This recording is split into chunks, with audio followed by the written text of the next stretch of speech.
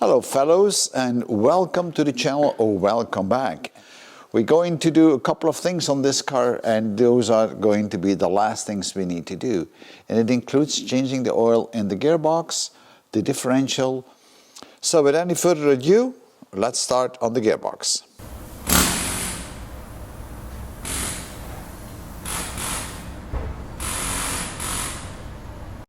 This is the gearbox, and you will find a plug on the bottom. This is the plug to drain the oil out of it, and there's another plug a little bit on the side there where you have to fill it up. Now filling it up is easy. You just remove the side plug and you just fill it up until it spills over. I think it's around 2.5 liters. Now to undo the bottom plug, you need a spanner 19, and this is a metric one in my case, and just unplug it. Now I already have drained the oil, but if you didn't, then you can just drain the oil and it will just come out. Now let's have a look on the oil itself. That's the oil that came out of my gearbox, and if you look at it, you can see it has like a golden look to it, and that is just because these are small particles from the copper and the brass synchro meshes that are now are mixed with the oil. So it is important that you do put the right oil into your gearbox.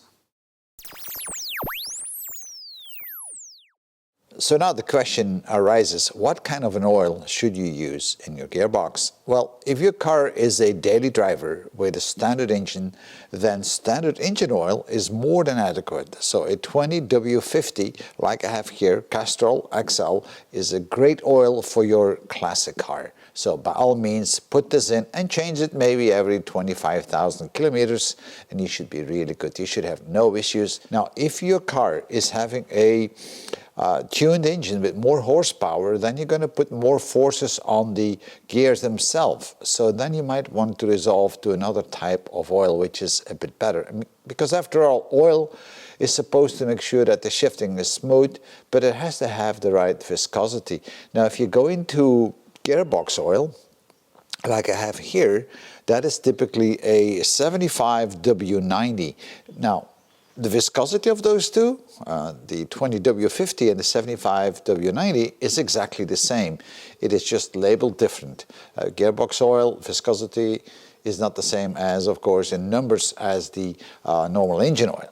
Nevertheless, so you can go for standard transmission oil, but be very careful with that.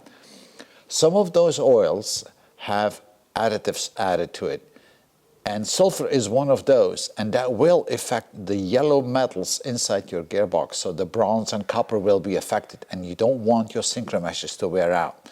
So don't use any GL4/5 or GL5. This is a GL5. This is not what you should be using, but you can use a GL4. This is a GL4 gearbox oil, which will not affect the yellow metals inside your gearbox. So this is what I'm going to use.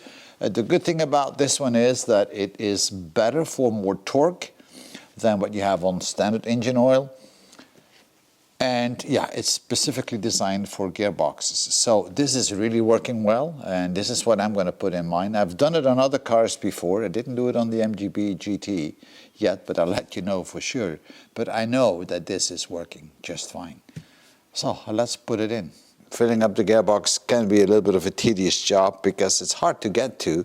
So either use a pump, but I'm using this huge syringe here, and it's still dripping a little bit of oil. But this is a syringe that is typically used for AdBlue, but it's perfect. So I'm going to suck up the oil, and then I can put the hose inside the opening of the gearbox, which, by the way, is this size of a bolt, so you can see that it just fits properly. So very handy and easy to use, right? So I'm going to suck out that 1 liter. And then we'll fill up the gearbox with it. Although on the top you can see where the plug is to fill up the gearbox. So I already unlocked it. So here is that oil that we just filled up. I already removed the nut on the side of the gearbox. I'm just going to put the hose inside. And now I'm going to fill it until it spills over. See, now it starts to spill over. It's time to stop. Now it's fully filled up.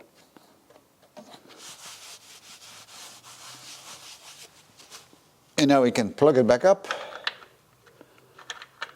All right, so this is done. I'm just going to tighten it up and we should be finished.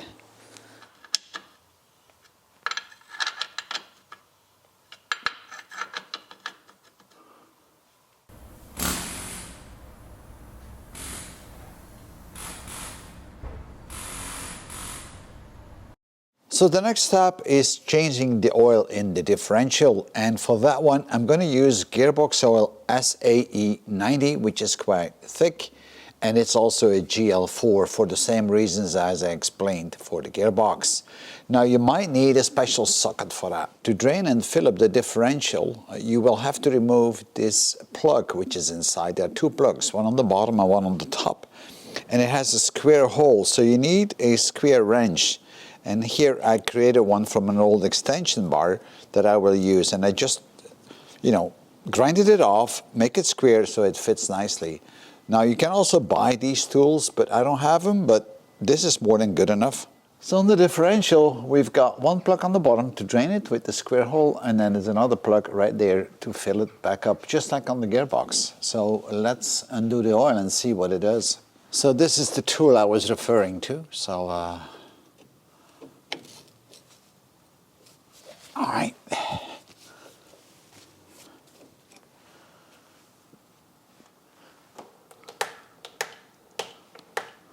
Well, that looks like it's drained, so I'm going to put the plug back.